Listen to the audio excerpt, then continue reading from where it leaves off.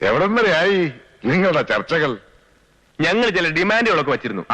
വെച്ചിട്ടുണ്ടെങ്കിലേ വെച്ചിടത്ത് തന്നെ കാണും. അവിടെ ഇരിക്കടൂ. മിസ്റ്റർ നമ്പ്യാർ സംസാരിക്കട്ടെ. 10-15 വർഷം നമ്പ്യാർ സാറിന്റെ കയ്യിൽ നിന്ന സീറ്റാണ്. ഇദ്ദേഹത്തിന് നിൽക്കാൻ പറ്റാതെ വന്നപ്പോഴാണ് മറുകണ്ഠ മാധവന് കൊടുത്തത്. കഴിഞ്ഞ തവണ നമ്പ്യാർക്ക് നിൽക്കാൻ പറ്റാഞ്ഞതേ ആരും സീറ്റ് തട്ടിപ്പറിച്ചിട്ടൊന്നുമല്ല. അഴിമതി ആരോപണത്തിന്റെ പേരിൽ മന്ത്രിസ്ഥാനം രാജിവെക്കേണ്ടി വന്ന ആളിന് ആരോപണത്തിന്റെ ചൂട് മാറുന്നതിന് മുമ്പ് പിന്നെയും സീറ്റ് കൊടുക്കണ്ടെന്ന് ഡൽഹിയിൽ നിന്ന് ഉത്തരവ് വന്നിട്ടാ. പഴയ കഥയൊന്നും പറഞ്ഞാലും മിടുക്കരാവാൻ നോക്കണ്ട. ഇപ്പൊ സീറ്റ് വീണ്ടും ഒഴിഞ്ഞ സ്ഥിതിക്ക് ക്ലെയിം നമ്പ്യാർ സാർ തന്നെയാ. ഇനി അത് തട്ടിയെടുക്കാമെന്ന് ആരും വിചാരിക്കണ്ട. ഒട്ടും സമ്മതിക്കത്തുമില്ല. അതെന്താ, സീറ്റ് നമ്പ്യാരുടെ കുത്തകയാണോ? മരിക്കുന്നതിന് മുമ്പ് എനിക്കും ഒരു തവണ മത്സരിക്കണമെന്നുണ്ട്. എനിക്കുണ്ട് ക്ലൈം. ഞാനും ഒരു തവണ അവിടെ അസംബ്ലിയിലേക്ക് മത്സരിച്ചതാ. മത്സരിച്ചിട്ടെന്താ, തോറ്റില്ലയോ? തോറ്റതല്ല, തോപ്പിച്ചതാ. ഈ ഇരിക്കുന്ന നിന്റെ ഗുരു നമ്പ്യാരാ അന്നെന്റെ കാല് വാരിയത്. കാല് വാരിയ പാടാൻ നിലം തൊടാതെ വീണില്ലേ? അതെ, കൃഷ്ണവിളച്ചന്റെ കാലിന് ബലമില്ലാഞ്ഞിട്ടാ. ഇപ്പോഴാണെങ്കിൽ കാലും മുക്കാലും കുഴിയിലുമായി. പോരാഞ്ഞിട്ട് അരിസസും വാദവും കാറ്ററാക്റ്റും. ഈ വയസ്സാം കാലത്ത് വല്ല പിണ്ണതൈലവും തേച്ച് കൊച്ചുമക്കളെയും കളിപ്പിച്ച് വീട്ടിലങ്ങനെ ഇരുന്നാ പോരെ? വെറുതെ മനുഷ്യനെ മെനക്കെടുത്ത് ഇറങ്ങിയോട്ട് പോരും.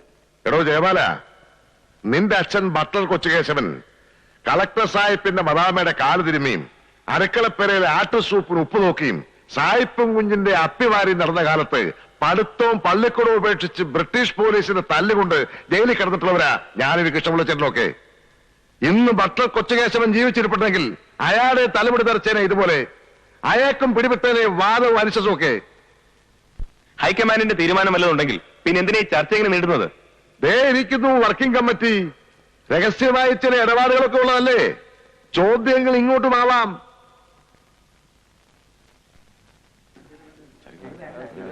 അതെങ്ങനെ വാ വിളിച്ചൊന്നും പറയില്ലെന്ന് വാശി പിടിച്ചാ പിന്നെ ഞാൻ എന്ത് വേണം? അന്നാക്കിലിട്ട് കുത്തണോ? നിങ്ങൾ രണ്ടാളുടെയും കൂട്ടും കൂടിയാട്ടവും ഒക്കെ ഞങ്ങൾ ഒരുപാട് കണ്ടതാ. സസ്പെൻസ് വേണ്ട. എന്താ ഹൈക്കമാൻഡിന്റെ നിലപാട്? നമ്പ്യാരുടെ ക്ലെയിം ഹൈക്കമാൻഡ് അംഗീകരിക്കുന്നുണ്ട്. പക്ഷേ എന്തോന്ന് അവിടെ ഇരിക്കടോ. ഹൈക്കമാൻഡിന്റെ സെൻട്രൽ ഓഫീസിലെ കമ്പ്യൂട്ടർ നമ്പ്യാരുടെ പേര് റിജക്ട് ചെയ്തിരിക്കുന്നു. എനിക്ക് പറയാനുള്ളത് എന്താണാവോ? സാമുദായികമായി ഞങ്ങൾക്ക് മുൻതൂക്കമുള്ളതുകൊണ്ട് സീറ്റ് എനിക്ക് തന്നെ തരണമെന്നാണ്. അയ്യോ, മുൻതൂക്കത്തിന്റെ വിശേഷമൊക്കെ പറയാതെ തന്നെ ഞങ്ങൾക്ക് അറിയാവേ. പറഞ്ഞു തീരട്ടെ പറയാമേ. അവിടെ ഇരിക്കേ.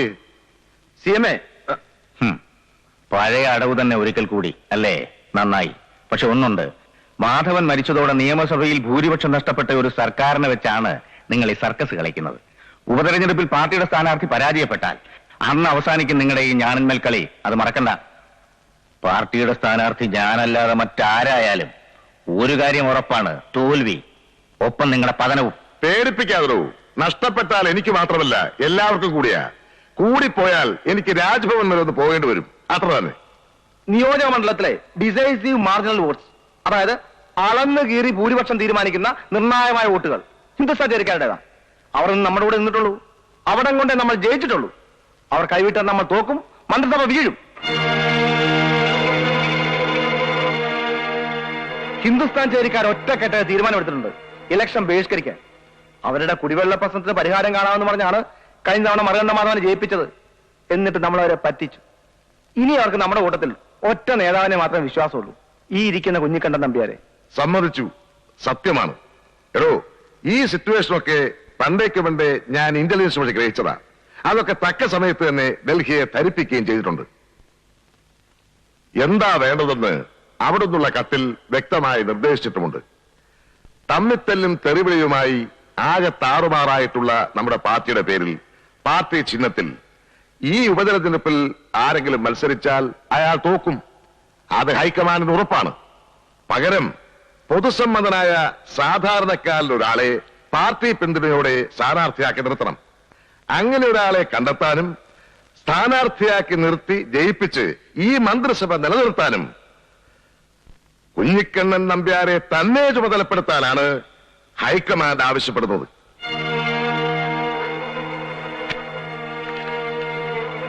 ഇത് പാർട്ടി തീരുമാനങ്ങൾ അംഗീകരിക്കുവാനും പാർട്ടിയെ ശക്തിപ്പെടുത്തുവാനും നമ്പ്യാരോട് അഭ്യർത്ഥിക്കുന്ന പാർലമെന്ററി ബോർഡിന്റെ കത്ത്.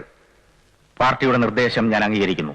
സ്ഥാനാർത്ഥി ആരാവണമെന്ന് ഞാൻ തീരുമാനിക്കും. അവനെ ജയിപ്പിക്കും. എന്നിട്ട് അവനെ മുന്നിൽ നിർത്തി ഞാൻ തിരിച്ചു കളിക്കും. നോക്കിക്കോ, അന്ന് നമ്പ്യാർക്കും ഉണ്ടാവും ചില തീരുമാനങ്ങൾ. അത് നിങ്ങൾ അംഗീകരിക്കേണ്ടി വരും. നിങ്ങളെ കൊണ്ട് ഞാൻ അംഗീകരിപ്പിക്കും. നമുക്ക് കാണാം.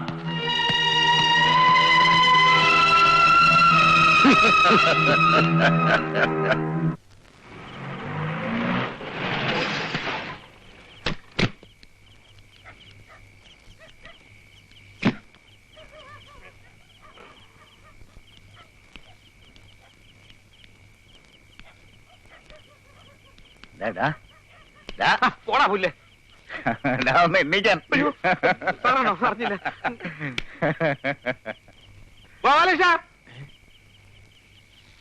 ഒന്ന് എണ്ണീറ്റ് പാടൂ.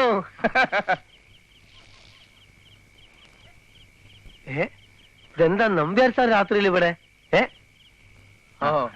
ഇലക്ഷൻ പണിക്കായിരിക്കും ഇല്ലേ നമ്പ്യാർ സാറേ? ഇത്തവണ ഞങ്ങളില്ല, നിർത്തി. പിണങ്ങാതെടോ. ഇല്ല സാർ, ഇനി എന്ത് വന്നാലും ഇലക്ഷൻ ബഹിഷ്കരിക്കാനുള്ള തീരുമാനത്തിൽ നിന്നും ഒരു ഇഞ്ച് പോലും പിന്നോട്ട് പോകുന്ന പ്രശ്നമില്ല. തീരുമാനത്തിൽ മാറ്റമില്ല? ഇല്ലെന്ന് പറഞ്ഞല്ലോ സാറേ.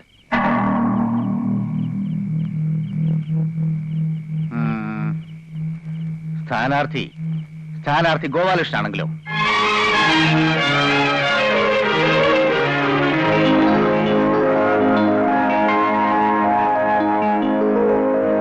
മറുകണ്ടം നിയോജക മണ്ഡലത്തിൽ ഇന്നലെ നടന്ന അസംബ്ലി ഉപതെരഞ്ഞെടുപ്പിന്റെ ഫലം ഇനി പ്രഖ്യാപിക്കുന്നു.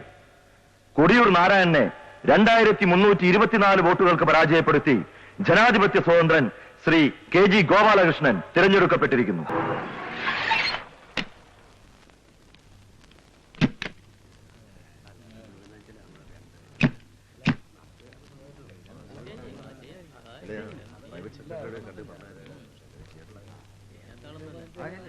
അല്ല, ഇതാരും നമ്പ്യാര് സാറോ?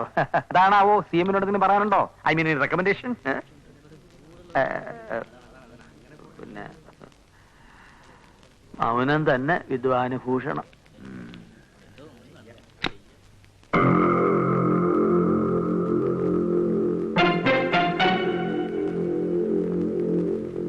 വാടോ, വാ ഇരിക്കേ.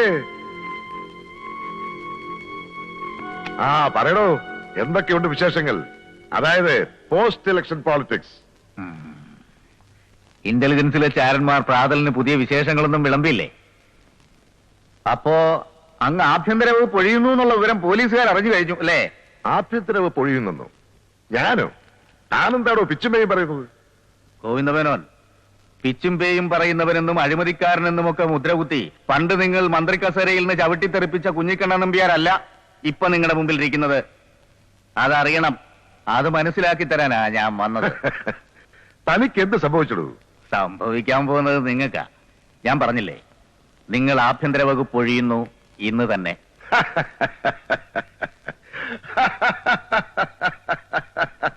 ചിരിക്കരുത്. ഈ കളിയിൽ ചിരിക്കാനുള്ള ഊഴം നിങ്ങൾക്കല്ല, കുഞ്ഞിക്കണ്ണനാണ്. ഈ ഒരു ഊഴത്തിന് വേണ്ടിയിട്ടാ നമ്പ്യാർ ഇത്രയും കാലം ഉള്ളുകൊണ്ട് വെറുത്തിട്ടും നിങ്ങളുടെ ശത്രുവാവാതിരുന്നത്. നിശബ്ദനായ ഒരു വിധേയന്റെ മുഖമണിഞ്ഞ് ഇത്ര കാലം കൂടെ നിന്നത്. താൻ എന്തോന്നാണോ പ്രസംഗിക്കുന്നത്? താനിപ്പോ എന്തോ ഒലത്തുവെന്നായി പറയുന്നേ? പറയാം. ഗോപാലകൃഷ്ണൻ, അവനാണ് എന്റെ തുറുപ്പുചീട്ട്. തന്റെ ഗുരു എന്തൊക്കെയായി എഴുന്നള്ളിക്കുന്നേ? കാര്യങ്ങൾ വളരെ ലളിതമാണ് നേതാവേ. ഗോപാലകൃഷ്ണൻ എന്ന ഒറ്റ MLA-യുടെ ഭൂരിപക്ഷത്തിന്റെ ബലമാണ് നിങ്ങളെ ഇപ്പൊ കസേരയിൽ ഇരുത്തിയിരിക്കുന്നത്. അസംബ്ലിയിൽ വലം കൈക്ക് പകരം അവൻ ഇടം കൈ ഉയർത്തിയാൽ അപ്പം നിലം പൊത്തും നിങ്ങളുടെ ഈ ഭരണം. അവന് വേണ്ടി തീരുമാനമെടുക്കുന്നത് ഞങ്ങളായിരിക്കുന്നു മാത്രം. അവൻ എങ്ങോട്ട് വേണമെങ്കിലും അറിയാം. പാർട്ടി പിന്തുണയോടെ ജയിച്ച സ്വതന്ത്രൻ. ഒരു കൂറുമാറ്റത്തിനും അവനെ തളച്ചിടാൻ കഴിയില്ല.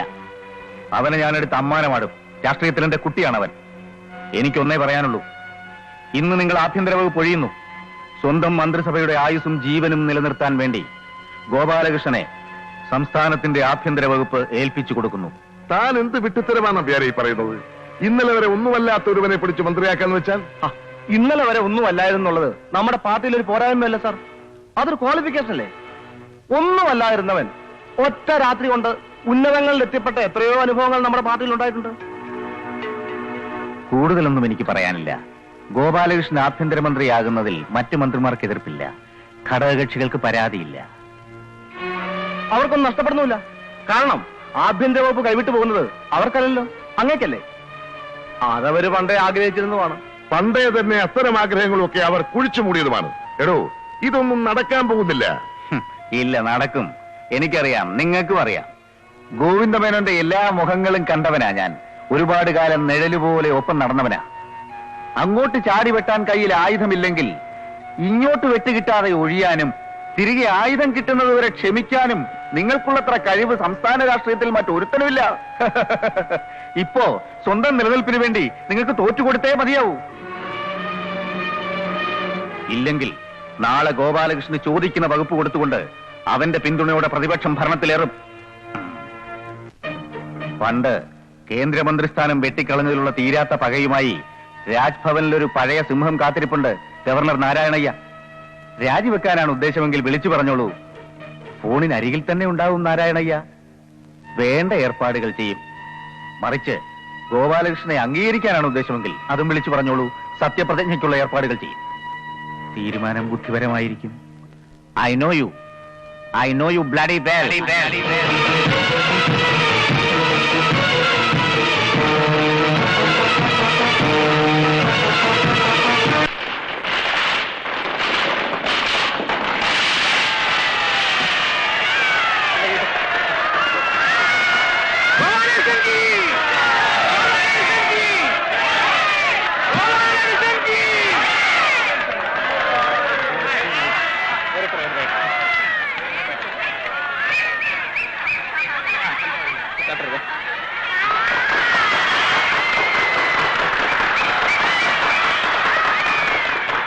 ഇവരോട് എന്തെങ്കിലും രണ്ടു വാക്ക് പ്രസംഗിച്ചിരുന്നെങ്കിൽ. എല്ലാവരും നിശബ്ദരായിരിക്കുക. നമ്മുടെ നാടിന്റെ അഭിമാനഭാചനം പൊന്നോമന പുത്രൻ ആഭ്യന്തരമന്ത്രി ഗോപാലകൃഷ്ണൻ നിങ്ങളോട് സംസാരിക്കുന്നതാണ്. എന്നെ ഞാനാക്കിയ എന്റെ പ്രിയപ്പെട്ട നാട്ടുകാരെ, എന്നെ എന്നും കണ്ടുകൊണ്ടിരുന്നവരാ നിങ്ങൾ. നിങ്ങളുടെ മുന്നിൽ ഞാൻ പ്രസംഗിക്കാന്ന് പറഞ്ഞാൽ അത് ബോറാണ്. ഇങ്ങനെ ഒരു സ്വീകരണം തന്നെ അല്പ കടന്ന കൈയായിപ്പോയി. ഒരു വാക്ക് മാത്രം പറഞ്ഞോട്ടെ. സമ്പന്ന വർഗത്തിന്റെ മാത്രം കൈപ്പിടിയിൽ ഒതുങ്ങിയിരുന്ന മന്ത്രിസ്ഥാനങ്ങൾ സാധാരണക്കാരന് അപ്രാപ്യമല്ല എന്ന് നാം തെളിയിച്ചിരിക്കുകയാണ്. മറ്റൊന്നും എനിക്ക് പറയാനില്ല. നന്ദി, നന്ദി, നന്ദി.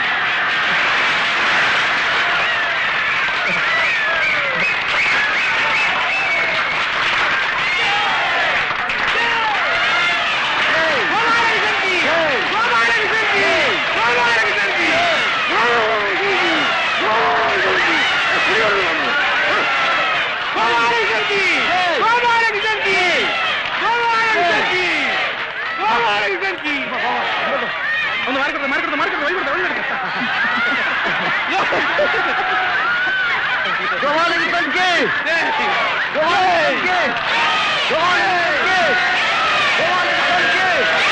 മാറിക്കൊടുത്ത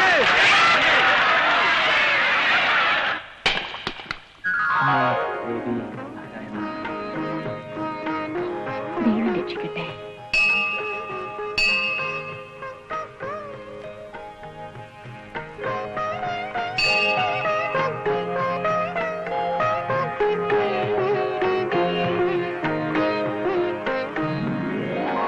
അയ്യേ, ഇതെന്താ കരയുന്നോ? ആദ്യമായിട്ട് സ്കൂളിൽ പോകുന്ന കുട്ടികളെ പോലെ ചാർജ് എടുക്കാൻ പോണേ ആഭ്യന്തരമന്ത്രി.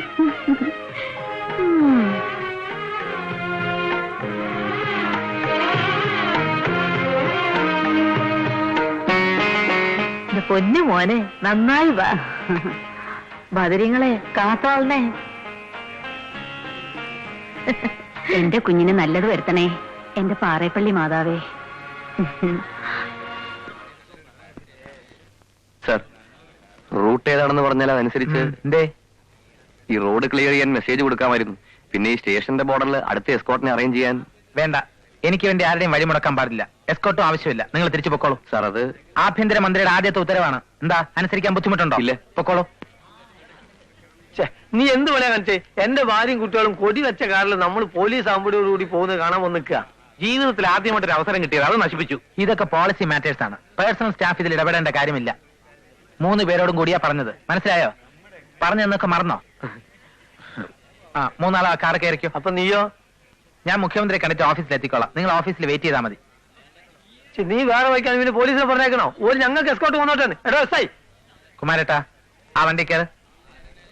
തങ്കച്ച, ഓഫീസ് ചെന്നാൽ എന്റെ മുറി കയറ്റി ഒരക്ഷരം മിണ്ടാതെ ഇരുത്തിക്കോണം. ഇയാളെ വെറുതെ കയറൂരി വിടരുത്. കേട്ടല്ലോ?